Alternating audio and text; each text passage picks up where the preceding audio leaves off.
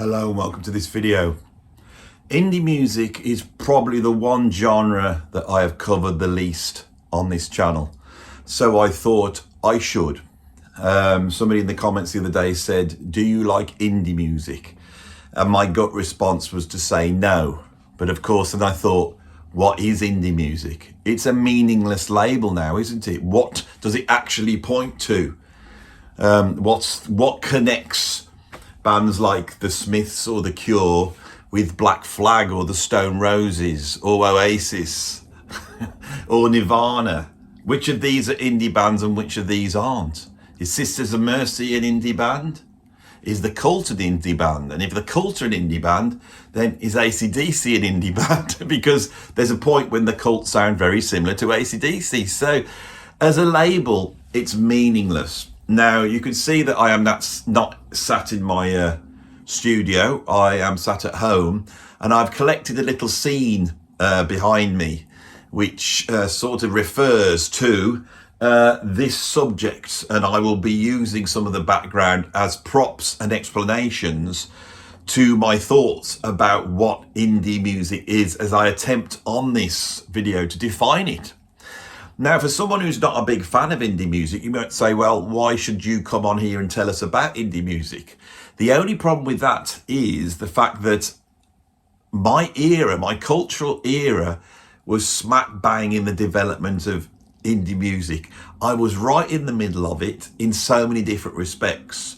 When I started to work in the music industry, I was working with neo-prog bands. You know, I played with IQ, and I also did stuff with, you know, the guys from Palace and Pendragon. And again, that prog scene that emerged in the UK in the 1980s was unbelievably independent in its approach. And so there's a double meaning here, and there's a contradiction. Now, I'm going to explain the first prop. I am sat here, obviously, with my Sex Pistols t-shirt on. But if you look quite closely, it says IQ Silver Jubilee. This was made when I was in IQ many years ago now to celebrate IQ's Silver Jubilee.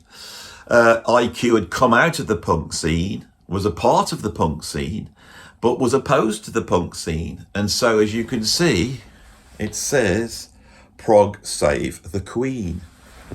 And I thought that this really embodies the point I'm going to try and make on this channel about indie music. Now, for those of you in Britain who have reacted negatively to my Union Jacks hanging in the background, hang on, you know, please don't start unsubscribing yet. There's a reason why they were there, and we will get to that in a minute, okay?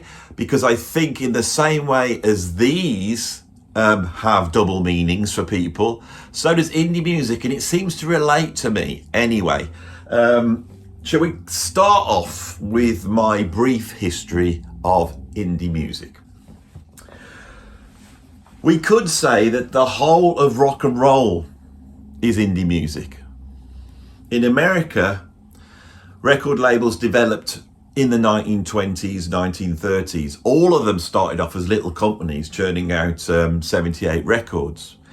A lot of the labels that we think of as supporting the early Delta blues, early jazz, all that early country music, those little labels like OK and all that we had in the 1920s, we would class now as independent labels. They weren't part of a mainstream, you know, huge media conglomerate, because back then they didn't really exist. But pretty soon, as these records start to make money, by the time we got to the 1930s and the 1940s, aligned to the film industry, we suddenly had a development of major labels. So a division starts to crop up. If you assign to a major label, then you have all the budgets and marketing that they would have, but also you are seen as being part of the mainstream. So if you weren't part of the mainstream, you would have to go up in America to some local little label that's probably in a city close to you and see if you could get your stuff recorded there. The incredible music coming out of the Afro-American community in America in the 30s, 40s and early 50s had to go to these places, and we get a bunch of labels emerging around that time. King Records, we've got Sun Records, and we've got Stax. Now, of course, if we take Sun Records, which is a little independent label, then signs up Elvis Presley, and Elvis Presley then becomes one of the biggest artists in the 20th century, you know. And so from that point on, these labels start to have an importance, and it's independent labels in America that really develop rock and roll. In the UK, as our scene starts to kick in the early 60s, on the back of people like the Larry Parnes boys, you know, Marty Wilde and Billy Fury and bands like the Shadows and Tornadoes, we started to have little labels crop up in the early 60s. I would think that Joe Meek, the great Joe Meek, who was like the British Phil Spector, had his Triumph Records. Andrew Loog Oldham had his Immediate Records. So independent labels have been there all the way through. We don't mean that when we point to independent labels, but you have to think that any music that is alternative, any music that represents the non-mainstream, would have to be put out on an independent label. Now, the band that this alludes to, the Sex Pistols, were part of the punk scene that emerged in the mid-70s. And much has been made of the sort of do-it-yourself, low-skill, high-expression aspect of punk. And it's a very welcome thing. And it goes sort of with people at the bottom of the pile. People who can't afford to go to posh music colleges or aren't educated, like the guys that have Genesis, you know, that sort of middle class realm of rock and roll that existed in the late 60s, early 70s was replaced by something in the UK which was a lot more working class. Of course, the British punk bands had a much more working class ethic as compared to what come before them, the American punk bands. And so the British punk scene allied itself to, you know, if you could play three chords, you know, and stand up and strum away nice and loud, lots of energy, and express what it is like to be you at that point. And at that point in the United Kingdom, it was pretty rough, you know. We were in a recession, it was dark times. And so the British punk scene throws up a whole bunch of independent labels. And I think this is where the term starts. In the UK, late 70s, with labels like Rough Trade, Factory, Stiff Records, TwoTone, Mute, 4AD, Factory and Creation Records. Now, all of these are doing all sorts of different music. I would say that we have to define what we mean by indie music when we look at all these different groups. Because when we look at these groups, obviously TwoTone are pushing out, you know, ska, bands like Selector and the Specials, you've got Madness, all those types of bands were on that line. Stiff was more punk, you know. Creation, Factory had a more sort of electronic dance aspect to it. And so I feel that looking at all that music, the one thing that brings it all together is the fact that it would not get signed by a major label. So all this music comes under the umbrella of, we could say, alternative, or what's the best word to describe this? It's almost like progressive. It's challenging the conservative view of what is popular that the mainstream labels had to operate within, because they had to make large profits. An independent label in the UK at that time, it was basically the cost of recording the band in a small local studio and then going down to a local pressing plant and pressing a whole bunch of singles and then getting the band out to play pubs for nothing and trying to push those records directly on the public. Now, once this starts to happen, we have to see that, you know, by the end of the 70s, that independent scene has actually started signing up bands that are into heavy metal. And then you get the new wave of British heavy metal growing out of this scene. We have obviously the sort of jangly indie bands growing out of this scene. We get sort of electro bands as bands like Joy Division, who are definitely an indie band but use a little bit of electronics, move towards New Order, when we get some dance music coming out of this scene, and we can see the sort of rave scene that emerges in the UK at the end of the 1980s as being an independent scene. So here it starts to fracture, but what is joined by is all this music is not part of the mainstream. Now, I think that's a very, very important thing, but the problem is this was very successful, wasn't it? In 1979, Rough Trade released the album Inflammable Material by the Stiff Little Fingers. This sold 100,000 copies. Here we have a small independent label putting an album out and it's selling 100,000 copies. And what do the major labels do? They sit up and take notice. Now, the poster band for indie, for me, and I think for many people, would be the Smiths. The Smiths then emerged early 1980s. They're signed up through that sort of independent music scene. The records come out, following on from bands like Stiff Little Fingers. They get in the charts, and all of us of my age remember Morrissey turning up on Top of the Pops Thursday night, being beamed into our homes, looking like, Billy Fury, but kitted out in National Health glasses and throwing daffodils around his head. He was so charismatic, and he was such a pop star. And that sort of bringing it into that very English aesthetic that Morrissey represented, that northern English aesthetic, as though those films from the early 60s, like A Taste of Honey and Room at the Top, all those British gritty black and white films, had realised themselves into some sort of 1980s band, but with a guitarist who wanted to bring in all the jangle of the Byrds from America. And this was a winning combination: electric jangly guitars, an English accent singing about English working class ways. This becomes almost like the indie image for many people. And I remember this, by the time I got to university in 1986, everybody was into what we would call indie. So all my friends were listening to all sorts of different music. Absolutely incredible array. So let me go through some of the bands that I remember from my personal experience of being in university at the time, and every Friday and Saturday, wandering up to the Union Bar and going in and either listening to indie music or seeing indie bands that were playing there. The big one was the Smiths. The Smiths were not an indie band. They were they were the Led Zeppelin of the time. Hovering above them was U2, that were almost like a stadium level band, but had that little pinch of indie, and that was gradually being leached out of them as the 1980s progressed.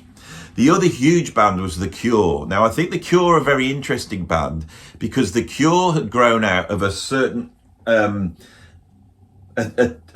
a certain aesthetic that had come out of certain post-punk bands. I would say Susie and the Banshees, Joy Division, Bauhaus, and later on The Cure and Sisters of Mercy. That through line that comes out of punk is punk mixed with, the only word to describe it is the Gothic. It's 19th century Gothic romantic imagery, the ideas of Draculas and Frankensteins, of a certain darkness. I would also put on that list The Damned.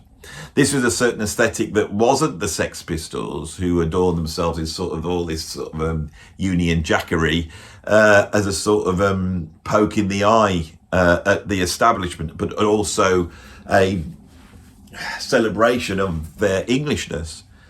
The goth bands had that, but it was different. It was much more European in a way, as though they'd been listening to a whole bunch of other indie bands from the mainland in the 1970s, i.e. bands like Kraftwerk and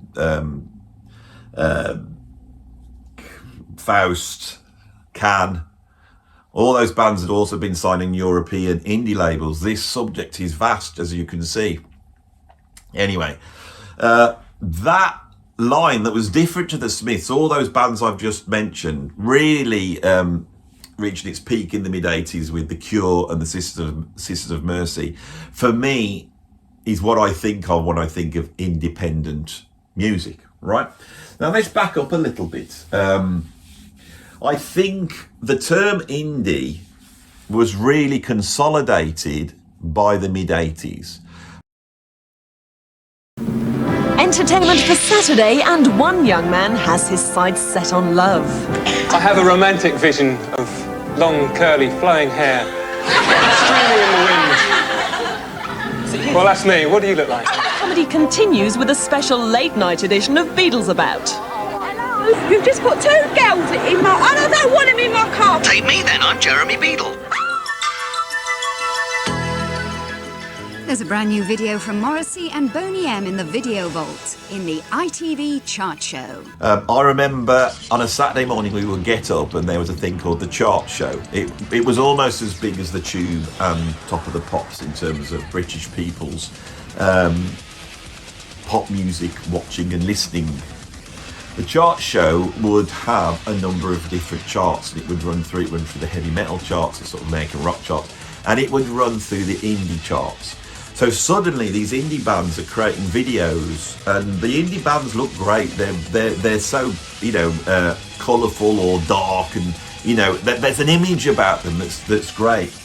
And so I remember the idea of indie as a label emerged with that chart, which originally was just a chart of bands that weren't signed to major labels. Anyone could have cropped up. IQ could have cropped up, you know, if it had been successful enough to hit that chart, right? The NME, which was the magazine that was really pushing this style, in 1986 brought out a cassette called C86. Now, I've gone back and had a look at that, and what's interesting, it's got a couple of mainstream indie bands, if I can describe them like that. One is Primal Scream's on there, and The Wedding Present is on there.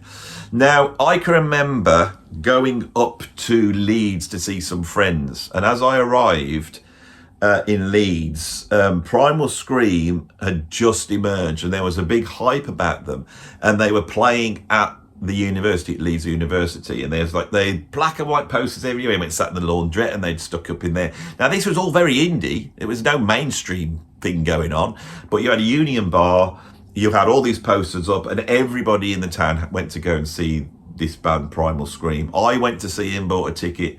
I sat there right up close, seeing what was perhaps one of their earliest gigs. I got a bit drunk because I used to drink back then. I don't drink anymore, and this is probably the reason why.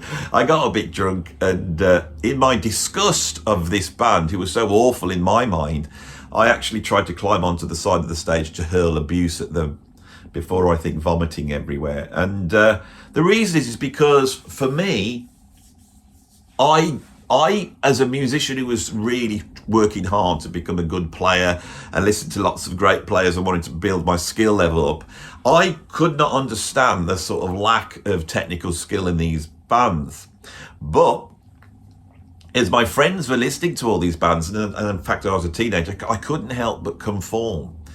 I secretly liked the Smiths, although I didn't admit it, but I did admit to liking The Cure, and I bought Head on the Door when that album came out off the back of the track Screw, which I thought was fantastic.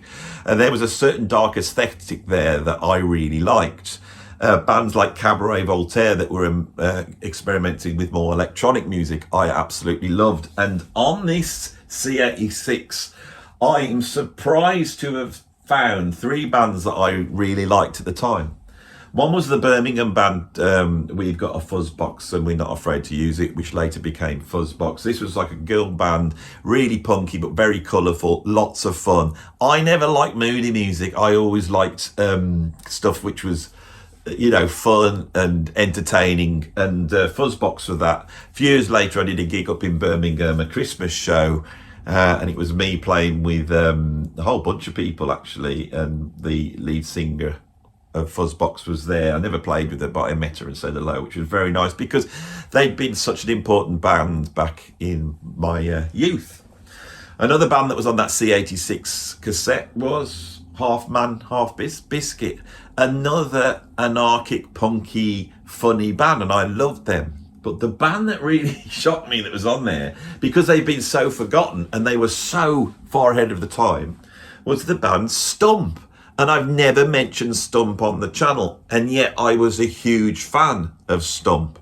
Stump sounded like the logical British follow-up of Captain Beefheart and the precursor to, I would say, Primus, but much more interesting, I would say, than Primus, with this sort of bubbling Percy Jones bass going on, these weird sort of Captain Beefheart-esque drums, and then an incredible lead singer who I believe he was an Irish guy. I wish I could remember his name. I know he passed away a few years ago, but an incredible poet that would just bring forth these abstract, weird forays into his imagination, just surrealist, strange, incredible stuff. And Stump were getting, they were on television. This was really strange music, and they appeared on the Tube a couple of times. I think they showed their videos. Big bottom swing, big bottom swing-a-ling-a.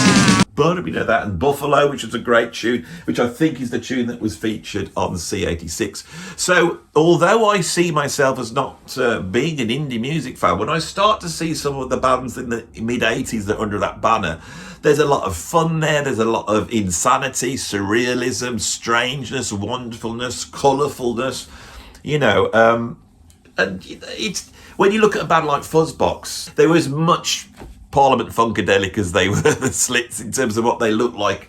Absolutely great stuff, Now we have to look at America, because there's similar things going on in America, but this is much more around college radio, and we see certain guitar bands that start to emerge there, and these have come out slightly a different aesthetic. There is a rawer American punk aesthetic, I suppose. It's coming out of the Stooges and Ramones, I suppose, MC5, but there's also an avant-garde aspect to them as well.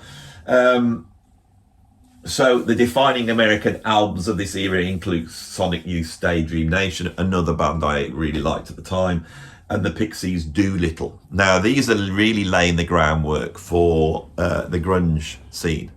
The grunge scene was a mixture of that sort of American post-punk alternative indie music, combined with a heavier nod to rock bands like Black Sabbath and Judas Priest, I suppose, although every single grunge band seemed to be different in one way or another. When Nirvana came out in 1991, I first heard that album on the decks of all my friends at college, and it was seen as another band that had come out of that sort of scene, but very quickly it became the biggest album in the world, and before you knew it, Nirvana just took that American post-punk sound and just broadcast it to the world. If you go and listen to their third album, In Utero, listen to some of those guitar solos that are so Sonic Youth influenced, the incredible production there, which is sold alternative.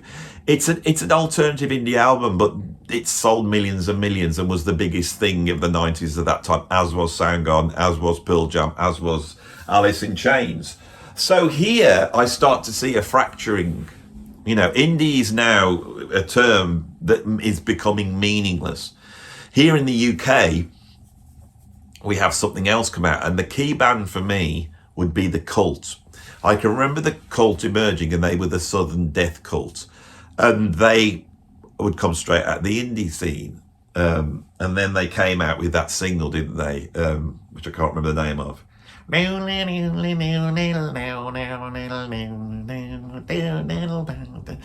fire in your eyes keeps you alive. I'll get there in a minute.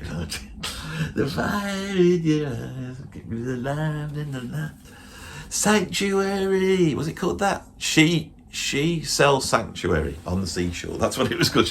And this record was huge.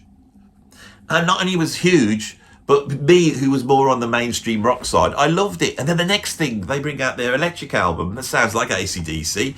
And before we know it, we get this rock resurgence. And, you've got all the hair metal bands up front. And then behind that, you got bands like Anthrax and Metallica and, Megadeth. And this all starts to get mixed up, for me.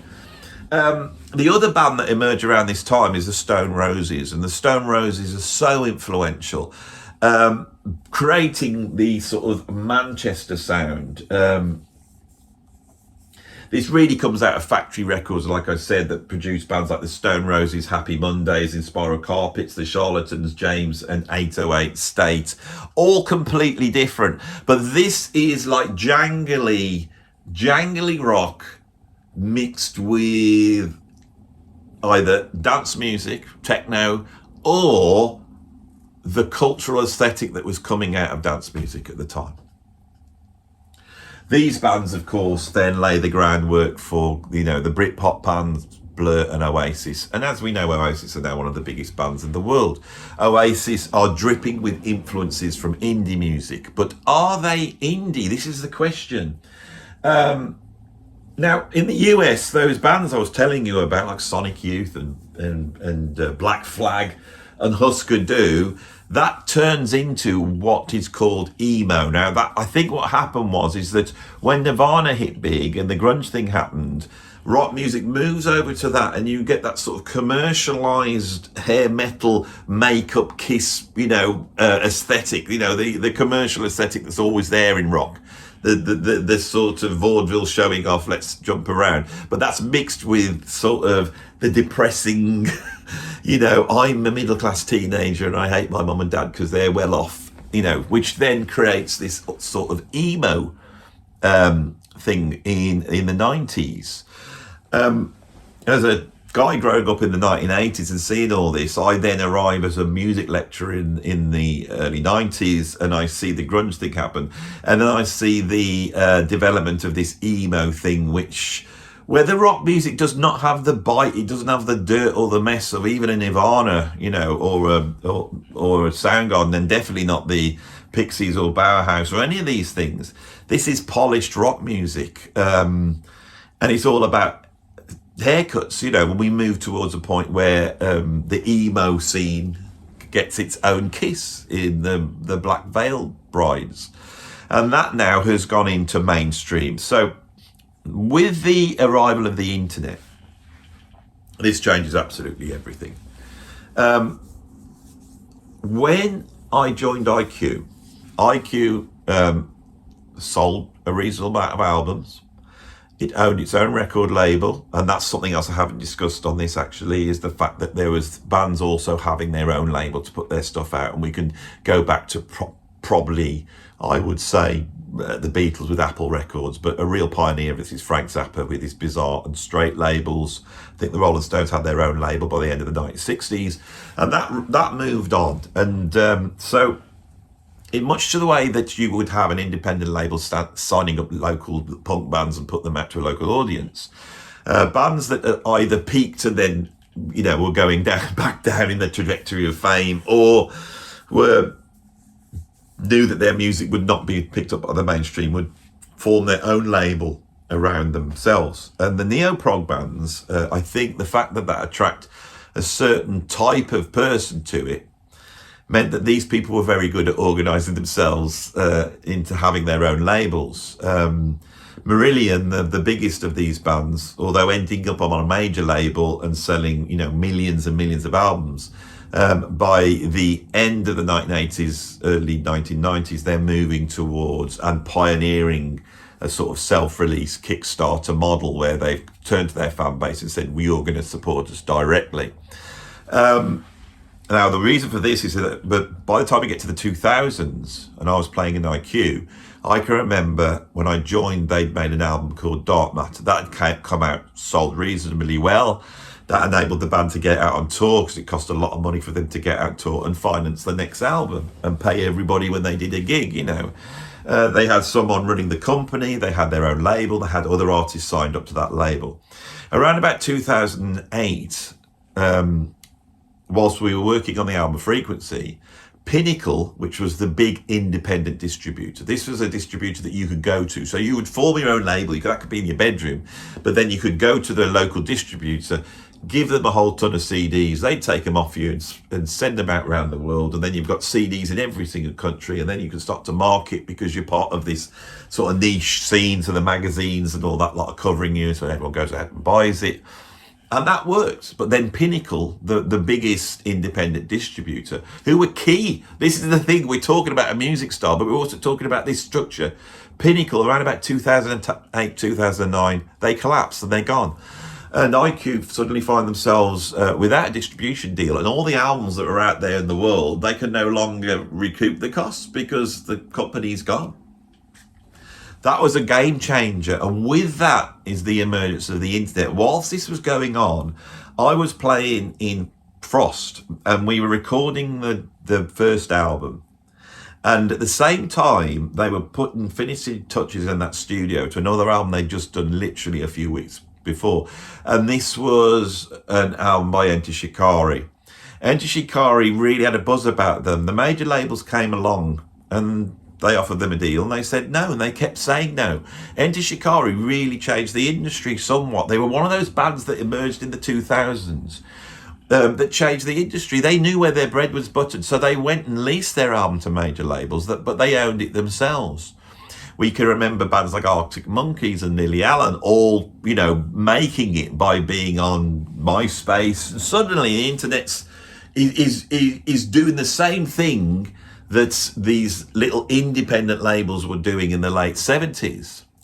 And the Lily Allens and the Arctic Monkeys and the Shikaris, those bands changed the industry. And suddenly the labels realise that they can't get at it anymore, and the internet takes over. Napster happens, and then, you know, Spotify comes in. Before you know it, what happens is the record companies that are too slow to react are beaten to the post by other non-music companies, media companies, or Apple, or, you know, Microsoft. They come steaming in and they grab it off everyone, and that's the situation we're in at the moment. So yeah, everything is indie now. Everything is indie, you know, and I have adapted to that as time's gone on. I now have this YouTube, and this YouTube is what I do, but behind that is a much smaller audience that are listening to my music. And I've stopped playing in bands. I only make my own music. I can be as experimental and as weird as I like, and the stuff gets out there. I can sustain it. I don't expect it to make any money, but a few people listen to my albums, and I'm happy with that. And I think most artists are happy with that. Playing from desktop 0 and 60s 8. There's no reason to do that, computer. I'm trying to do a proper... This is a comedy one. I don't want interruptions on this. I'm trying to keep myself on it. So that's my potted history. And so now we move to part 2, is it? We've had introduction. Yeah, so this is part 2 and the last part, where I try and define what indie music is. Okay, so what is indie music? Well, one of the things I noticed is it starts off as a very British form, I think.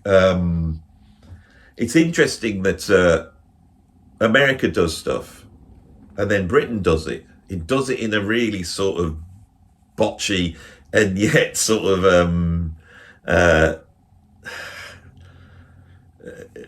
naive way, you know. The history of rock and roll is naive British people wanting to play like American black musicians, but not able to do it, but giving it a good attempt, and then bringing in all their sort of English influences, their silly influences from, you know, Edward Lear and Alice in Wonderland to, like, you know, Music Hall to George Formby, and that's their culture, you know, Cockney songs, all, you know, Roll Out the Barrel. So they bring all that in, and that mixture together is what rock music is. And I think commercially, with the Beatles going over to the US, that great meeting between the Beatles and Dylan that happens in '64, which for me is the spark that ignites rock music.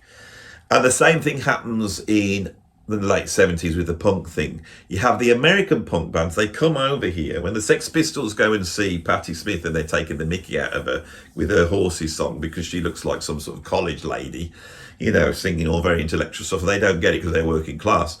They are still there at that gig. The British working class copy the Americans, get it wrong, and before you know it, you have British punk, which is what punk is. Same thing happened with dance music. You know, you get American gay house music, which is a very metropolitan music style. And before you know it, comes to the UK and it turns into some sort of hippie lifestyle with New Age travellers driving around in caravans, having huge sort of hippie festivals in fields while the police try and arrest them. The British always take it down a different route. And there is something about the working class in the UK which is anarchic. You know, I think of the Luddites, I think of the Levellers, I think of the new model armies and all those. Now I'm mentioning the bands, but also the movements to which they point. There is something very progressive which embodies the idea that the British will have a laugh, but when push comes to shove, we will take our king and chop his head off. Now, what you thinking this has got to do with indie music? Well, I think the thing that makes indie music what it is a sense of rebellion. It's a sense of progressiveness. The reason why I am doing this is because I put a video on this morning, and it was an interview with Billy Bragg. Now, Billy Bragg was one of those left-wing type of preachy, and I like Billy Bragg. I think he's a great guy, but it was very like preach is not the word. That sounds like I'm insulting him. It was there was like a political speech within a song. Very simple guitar parts, quite aggressive working class voice. And Billy Bragg, he is as British as they come. And he was saying that he was upset by the Union Jack being appropriated by the far right. But the far right now in the UK is the name for a certain type of aggressive working class, shall we say, or disgruntled working class or whatever. So there's this strange crossover between progressivism, you know, revolutionary working class wanting to be heard, which and really challenge the establishment, and then a tension between that with these sort of metropolitan elites that take that idea and turn it into sort of a virtue signaling sort of cover for their eliteness. So Billy Bragg was saying, I feel like the British flag has been taken and doesn't represent what he thinks was Britishness. And I've seen 2 interviews with him, and when they asked to embody what that is, he said Marmite. Now, that's a lot cleverer than it sounds. Marmite is a very British thing. It's by saying Marmite, he throws it away. It's very sort of idiosyncratic and what's the word? Very English to say Marmite. Where's the big? I thought you were going to say something important now. Well, the most important thing in Britain that produces Marmite. But also Marmite represents the fact that some people love it and some people hate it. And we tolerate that. We know that. So as he said this, I guiltily looked over at my Union Jacks in the corner of the room that I own. Here they are. And I looked at them and I thought, it's weird because I, as you know, I'm a big fan of the English aesthetic, and I am a very patriotic man. When I was a little kid, I would get up in the morning and I would paint or draw the Union Jack over and over again. That's just me. Some people don't care about this country and they have no attraction to it, but I do. Now, originally this video was going to be me talking about my love of the English aesthetic and trying to reaffirm it, to show it's actually at once conservative and based upon sort of liberal, tolerant values, but it's also based upon a certain revolutionary zeal. And we've seen both of those. But then I started to think about indie music. And the reason is because there's a reason why I have these Union Jacks behind me. And it's not because I'm planning on to go to any sort of a rally or anything like that. In fact, I never bought them. My daughter did.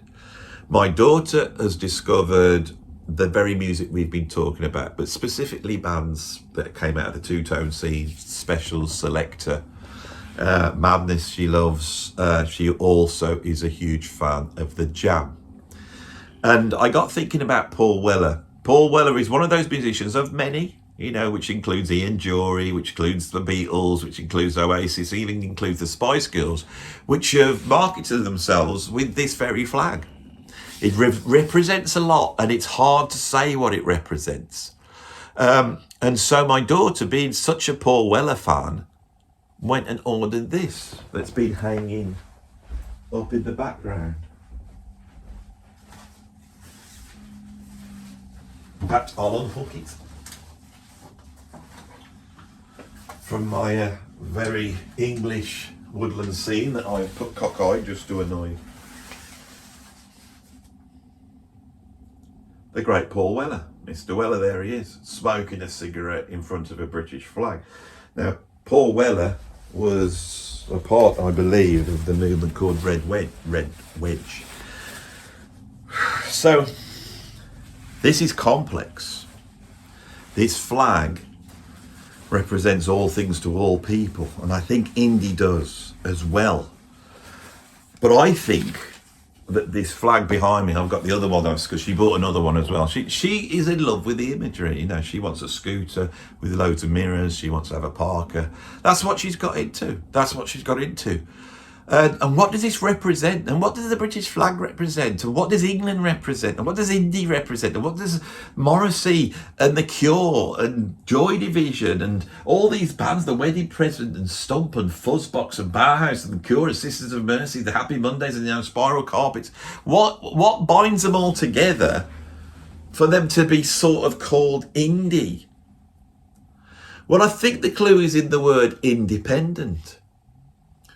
There are those that want to conform, and I remember those when I was at school. You know, when I was at school, most of the kids there had no interest in indie music as such. It wasn't until I got to art college that everybody was into that. No, they listened to Dire Straits or Sting. That was the sort of stuff they listened to, and they wore pastel colours. And those are the, when I come across them on Facebook, they then went on to have very successful lives, you know, having well-paid jobs and working in a certain sector. They were just normal, regular people. Then there was the ones who were troubled. Then there was the ones who saw stuff different. The ones that didn't quite fit in. The ones that were a little bit more creative, perhaps. The ones that questioned the existence, the very thing that is embodied what rock and roll is, sticking it to the man, independent thinkers. And I think from the 1970s on, those independent thinkers could no longer operate within the worlds of progressive rock or psychedelic rock or any of that. And something else had to happen, because that music did shut out the music of the people. And as much as I appreciate all my virtuosity, I'm not stupid enough to not realise that excludes a whole bunch of people from music making. And that meeting in the 1960s between Bob Dylan and the Beatles was incredible, because you had 4 working class kids who weren't like virtuoso classical musicians, who were not recognised in the school system as being great musicians, even though they was 3 of the greatest songwriters of the second part of the 20th century. And when they met Bob Dylan, they met another guy that wasn't a great singer, wasn't a virtuoso guitarist, but between them there was the idea of how to create high expressive artistic music that has the spirit of what was in those early blues records, but was accessible to absolutely everyone. And I think that idea of independence in music is very, very important. Of course, this is the natural balance between all the music I like, the prog and the sort of virtuoso music and the jazz and all the elitism and virtuosity and all that type of thing, right? But as time went on, I realised that virtuosity actually does exist in the best indie music, but it just exists in a different way. There are virtuoso musicians within the indie music scene, you know, and I don't want to go into all those. That could probably be another video. What's really important to get across here is there is something here that is incredibly valuable. And I believe it's a standard. It's a standard to which you could hold yourself. I could hold myself. That, well, the only way I could describe this is one of my great friends, and I haven't seen him for a while, and I do miss him, is John Penny. And John Penny is the lead singer of Atomic Dustbin. He was part of another indie scene that came out local to me, up in Stourbridge, that had the Wonder Stuff, Pop Will Eat Itself, and Atomic Dustbin. Again, three bands that all came out of the indie scene. And John Penny is a songwriter that is a great songwriter within that genre. And we always got on very well because although I was on the virtuoso jazz fusion prog side and he was interested in chords or scales or anything, that he was interested in what the song meant and the storyline and the way the hooks work and trying to make things economic. We enjoyed talking to each other because I think we were both yin and yang to each other. You know, and I learned so much from John, so much. Talking to him, seeing him up close how he writes songs, and also sharing the same age as me, sharing the same history, listening to the same bands coming up at the same time. His band started off up the road in Stourbridge, and I remember it happening. I can remember we'd had the Wonder Stuff, and then these two bands came in after that, and Ned's Atomic Dustbin really were like a bunch of local kids. I was strutting around, you know, as probably the best technical drummer in the area, not realising that these bands understood something that I didn't. And I think that's really important, and I think that's why I'm doing this video. So that aesthetic that I grew up with and I know so well, I am not like some 1970s fusion guy. I am not, you know, some bloke that just grew up listening to Steely Dan and I don't get any of this. This is as much me as anything else.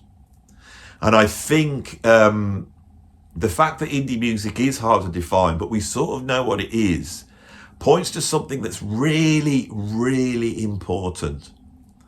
And it's the same thing with nationalism, the British identity. We have to move to a point where these things, they need to come back together like this. They need to join together and hold hands. We need to see what binds us together and not what drives us apart.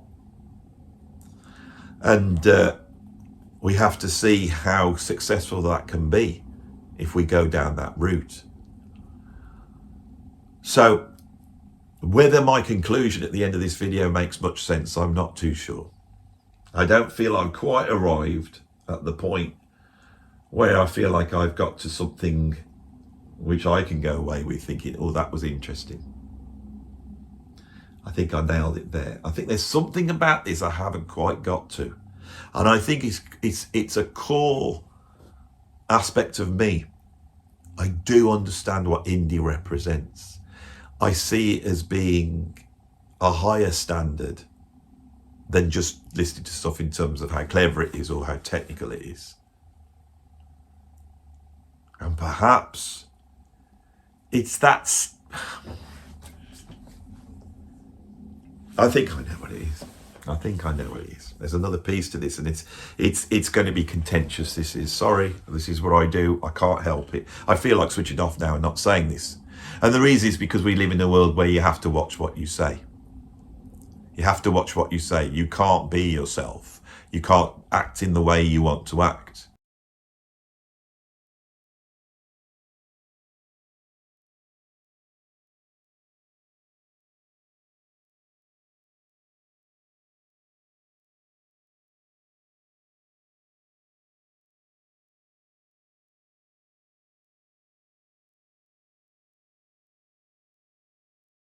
All of us who saw Ian Curtis in Joy Division, which I saw in the early 80s. I think they were on a TV programme called something else. And he was doing all that and looking like that. And he wasn't dressed particularly wild. He had a normal haircut. He looked like some bloke who'd been working in, you know, the local Boots or Woolworths. But he got on stage and then it didn't matter how he danced or sang. None of that mattered. He looked intense. He looked wild. But it was also awkward at the same time. And he represented everybody that was like that.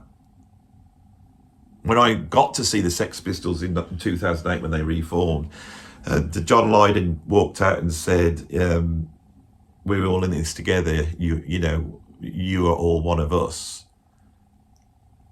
That felt to me in the same way as when I heard Judas Priest United back in 1980 and decided that that was the music for me.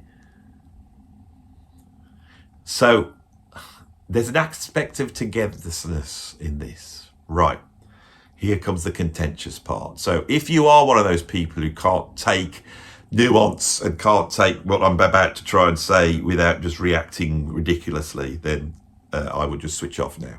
Of course, you're all sitting there waiting with your little clicker, the unsubscribe button. Right. When I taught, I started teaching, there was a bunch of normal kids in there, but not that many because it was a music course. And then there was all these weird kids. I can remember putting on a show once, and afterwards there was a disco, and I can remember looking at these kids all dancing and jumping up around this disco. They weren't dancing to the pop songs at the time. They were dancing to their music, which is actually really weird. It wasn't the music of youth at that point. You know, they were playing all sorts of different weird stuff because my class was a bunch of weirdos. And within that was the indie lot. And the indie lot were really, they were just that teenage progressive, I want to push against the system type of thing. They dressed in a way and they looked a certain way.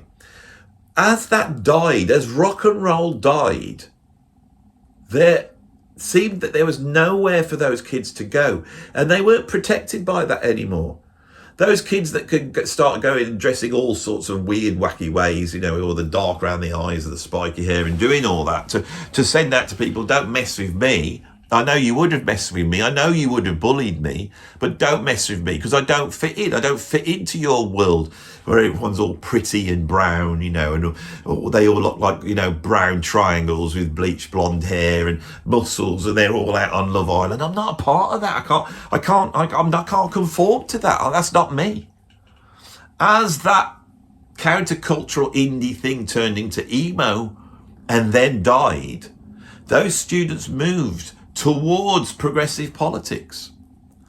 And I can remember seeing them when they came in and said, oh, I'm classed myself as non-binary, or I'm a transgender person, and I supported these kids so much and liked them very much because I saw me in them. I saw how they thought, and I have to be honest, in my career as a teacher, a couple of times I have met kids who were genuinely transgender. But the vast majority, I thought, were kids that before would have just been dressed like goths, basically. And so I feel that we have lost that aspect of what indie represented. Indie represented a whole bunch of music that you couldn't put under a genre, but what it did, it allowed young people to find a safe place where they could identify with that. A club that they could join, which didn't have any rules, but we knew that they were part of that club. And that would empower them. That's the power of art. That's the power of art. Growing up in the 1980s, a lot of those bands that we have, the pop bands, had grown out of that post-punk scene as well. And so there was a lot of what we called gender bending at that point. And I thought it was brilliant, and I still love all that, and I still think it's very exciting when people are allowed to express themselves in all sorts of different ways. But when that becomes ideological, when that moves from being a zone of art and expression to a zone of truth, we have problems. And if you then stand up and point that out, as I have here, there's a whole bunch of people that will come in with their establishment straitjacket and try and put you in it, because you're thinking in your own way, or you're noticing stuff yourself and commenting on it.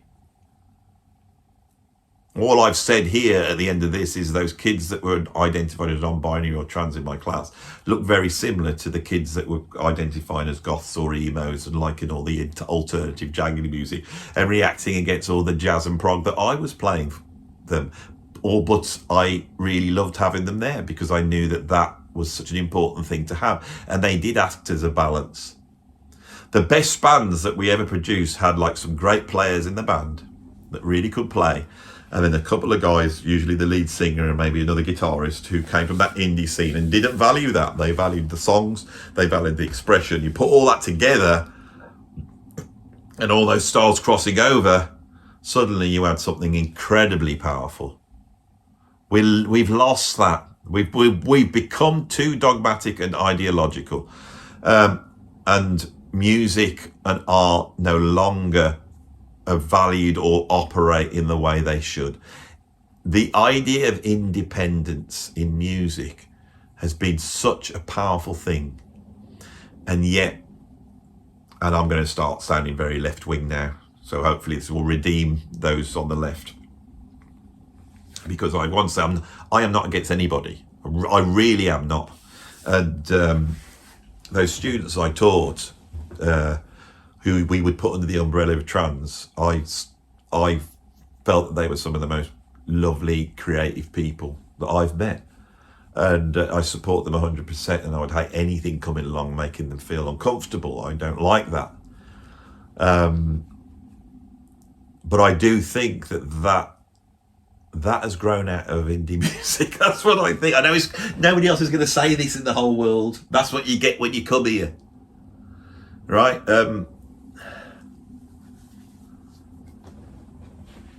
You have to create a space where the young people can say things that are so uncomfortable and against the establishment that people of our age will find uncomfortable. If you find what I've said today uncomfortable, if you find my Union Jack in the background uncomfortable, right, is that because you are the great progressive, the revolutionary pushing against the establishment? Or is it just establishment thinking? And is the truth the fact that capitalism came along and it wins that stiff little fingers and that, successful album in 1979, the labels came along and they started to extract money out of it, right? And they killed it. In the same way as they've taken all of us who live together in harmony and don't judge anybody. Most of us, I think, have come out of that, but the big companies have come along and monetized that, and they're pushing all of us to the fringes of the political spectrum. All right. Me being a YouTuber, I really can see this now, and I realise I've been playing a part of it, right? And I don't want to play a part of it anymore. I want to be able to talk and say what I want. I'm terrified of those people out there who, I'm not bothered about them unsubscribing. I'm not bothered about them reacting. It's the fact that people who I think, if they knew me, would go, well, Andy's all right, really, are reacting against me like that. I find that frightening, to be honest. And I find the idea that other people are feeling like that as well. We need to come together. But the big business, what the biggest thing the internet's done is create this vastly more powerful and nuanced capitalist system where it's not just about advertising and people going, oh, I want to buy a spade at the weekend, or which one's the best, and looking up in the yellow pages. It's not about that. They're right there in the middle of us. And the way they work is by creating anxiety in us, so we feel we need to actualize ourselves by buying their things that they're pushing on us. And the way they do that is to create a divide between us, and they're doing it in every aspect. They can't help it. They cannot help it. Whereas indie music was just a natural reaction of teenagers to growing up in a world, so I can't conform to this. I've got to try and build my own future. And I need to explain what my own future is. I can't waste time learning the piano or the guitar for 20 years. I need to be able to explain it right now.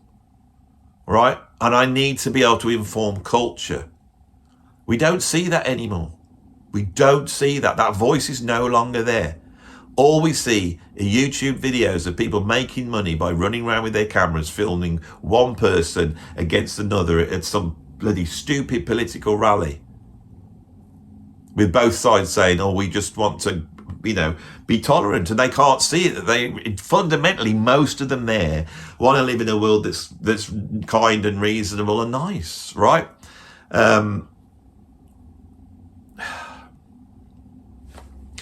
I feel like I've got there now. And that's a contentious idea. My point here is we have forgotten about the power of art. I believe that a society should be conservative in its ideas about truth, of liberal tolerance. It needs to be conservative. We need to conserve those ideas.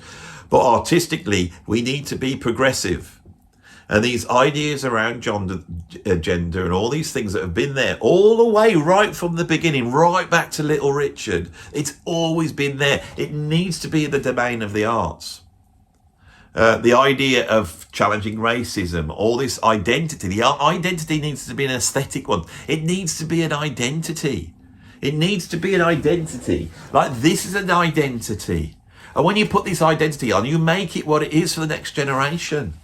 I've got there now. That's what I wanted to get across. That is what I wanted to get across. Jazz doesn't do that. Prog did it for about 5 years. Indie did it for decade after decade, and we've lost it. We need it back. We need it back. We need it back in another form, and I won't know what form that is. You know, I'm too old, but at least I can use my wisdom to spot that that exists and get it across on this bloody hour-long video.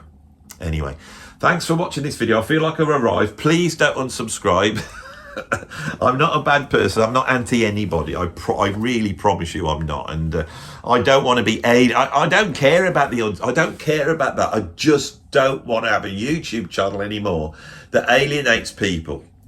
But this is another discussion. I want to spread as much love as I possibly can on this channel. But my problem is I have a British sense of humour. As I look over to my notes, I see the word stump, and I think of that guy with the flat top bounding around saying, "How much is the fish? How much is the chips?" and singing about big bottom swinging. And I would rather be back there, really, in that world. Thanks for watching. See you on the next one. Hello there. If you watch my channel regularly, then I assume you will like the music that I talk about, whether it be progressive rock, or maybe jazz rock, or experimental music, or just classic rock, or maybe at the other end of the spectrum, some weird experimental stuff. If you're into that, you may be interested in following this link here and going and checking out the Andy Edwards radio show. For a small fee, you can download 12 episodes, each one at least an hour and a half long. That's hours and hours and hours of music. You can actually get to hear some of the stuff that I talk about on this channel. And not only that, every single recording that you hear is taken from my personal vinyl record collection, which has then been recorded live, because I do these shows live like they used to do in the old days on old radio shows. None of this having Spotify, I just played stuff off Spotify.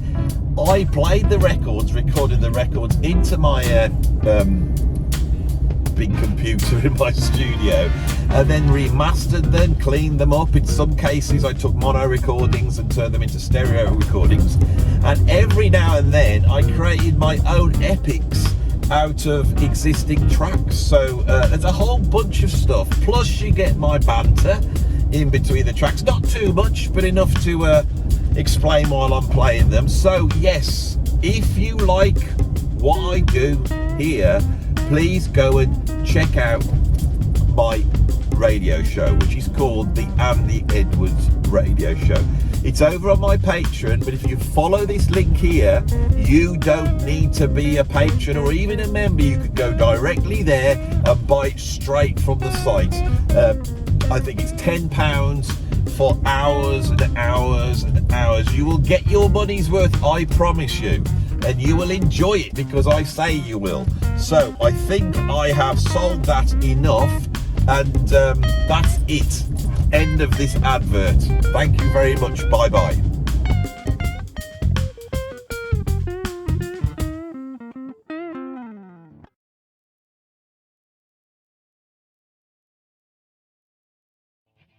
Thank you.